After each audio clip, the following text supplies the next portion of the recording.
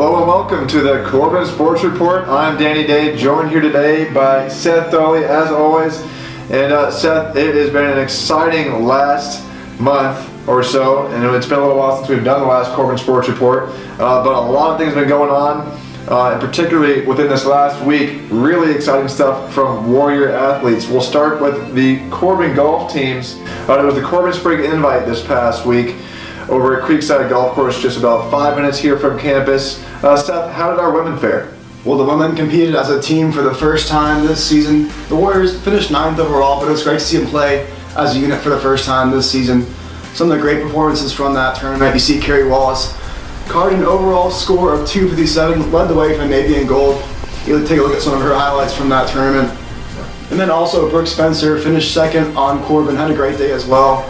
Finished with an overall score of 260. And Danny, the men fared pretty well too. They really did. Set a number of school records. It was a phenomenal performance at the tournament. Finished second overall in the tournament to the University of Victoria. A very good program up from British Columbia there. But first overall in the CCC. On that final day, surged ahead of Concordia, taking down the Cavaliers top team for the first time in program history. So exciting stuff there. Best single round in program history on that final day, 282 overall. The 3-round mark of 870 over the course of the 3 rounds, also a school record in the 3-round category. Now Jared Lambert, boy did he have a tournament.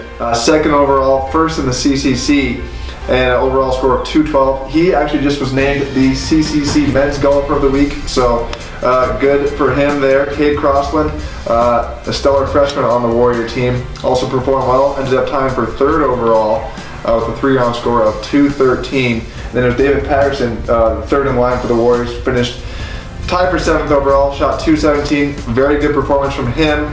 And then the Warriors also, one of the things that makes them so good is they've got just a solid group of 5 guys. Blake Netter and Tom Graves also performing very well at the tournament, helping the Warriors win in terms of the CCC standings there. Most recently, just this past Friday, the Warriors were ranked in the top 25 by the NAIA, number 24 overall, first time in program history. And then just this morning, on Monday, Warriors were tabbed the CCC Team of the Week. So a lot going on for the men's golf team, exciting stuff there. Let's jump over to the track and field though. The women just had a fantastic meet this last weekend at the Mount Hood Track and Field Festival. Yeah, there are quite a few great performances at that meet. Let's take a look at some of the stats from that one. Cecily Russell and Chelsea Reichschneider finished 1st and 2nd in the 400-meter hurdles. Russell ended up with an NAIAB standard qualifying time of 104.56 seconds. And also, Reichschneider finished 4th place in the 100-meter hurdles. Just 2 great performances right there. Also doing well for Corban, Sarah Taylor tied for 1st place overall in the high jump.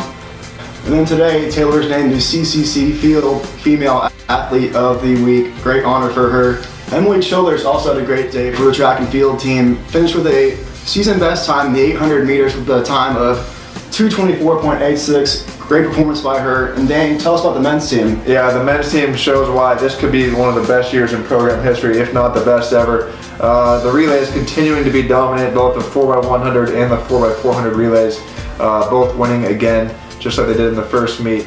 So the men's foursome of Brett Johnson, Christian Buhaslavisky, Nathan Martin, and Michael Trofimchik, all combining for the winning time of 42.31. And then Trofimchik actually ended up being named the Male Athlete of the Week. He competed in a number of other events as well, so great honor for him. So the 4x400 relay then, it was Trofimchik, Amatsi, Bohuslavisky, and Swanson all combined for the winning time of 319.88, finishing 8 seconds ahead of the second place team, so pretty dominant performance there. Craig Bokenugan, also a great race on the day in the 1500 meters, a career best time, 403.05. Just missed out on winning that race, so good performance from him. And then Luke Jackson also in the pole vault, took 3rd overall in the meet, cleared a height of 12 feet, 11.75 inches, a new school record, so props to him, good work. So from the track and field though, great meet there, great job by our track and field athletes. Let's jump over to the diamond though. Yeah, the Corban softball team had a pretty solid weekend and finished with an overall record of 3-1 on Friday and Saturday. On Friday, following the loss to College of Idaho in Game 1, the Warriors picked up a 6-0 victory over the Oats. And also, it was Nathan Oda's 200th victory here at Corban. It's a great feat for him. Jessica Holsinger picked up her first career shutout. She was also named the CCC Pitcher of the Week today. It's a great performance by her. First career shutout is quite a feat. And then on Saturday, the Warriors just completely dominated Eastern Oregon. They left no doubt. The Warriors took care of the Mountaineers in 5 innings in both contests. Corban combined for 25 hits and 20 runs in those 2 contests on Saturday. Just a dominant performance. Corban saw home runs from Michaela Hoffman and Kiriana Sorensen. And so far this season, the Warriors are 19-5 overall, 3-1 in CCC play. It's a great start to the season. Tomorrow, Corban will take on Northwest Christian in its home opener, a doubleheader here at Warrior Field. First pitch is slated for 2 p.m. I'm excited. I know you are too, Danny. Absolutely. And then it's going to be a big week of home events. Baseball also opening up at home on Wednesday. We'll get to that in a second. But this past weekend, the Warriors were also in Idaho for a couple of days, though. They took on the Yotes, played a four-game series, ended up splitting 2-2. The Warriors did show some resiliency winning the second game on both days. So showing some real resiliency there.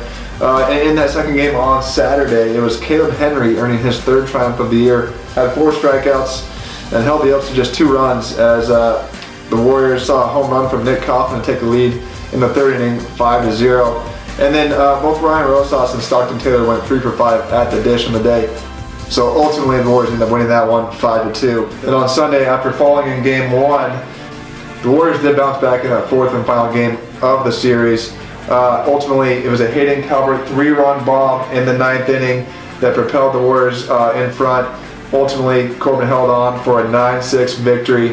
And Nick Kaufman, what a performance from him this weekend, not only at the plate, but he showed just how versatile of a player he is on the mound for the Warriors, throwing 6 innings in that Game 4 win for the Warriors on the weekend, only allowing 2 runs on 3 hits on the day.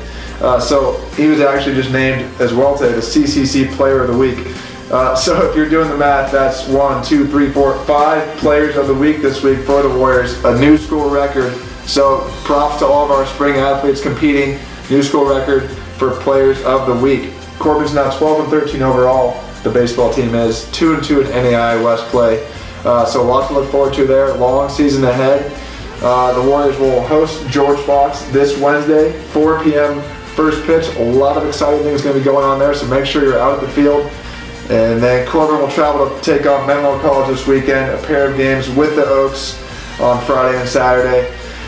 So stay tuned on full results on that. You can follow us online at CorbanWarriors.com. Be sure to follow all of our social media pages. For Seth Dolly, I'm Danny Day. Go Warriors.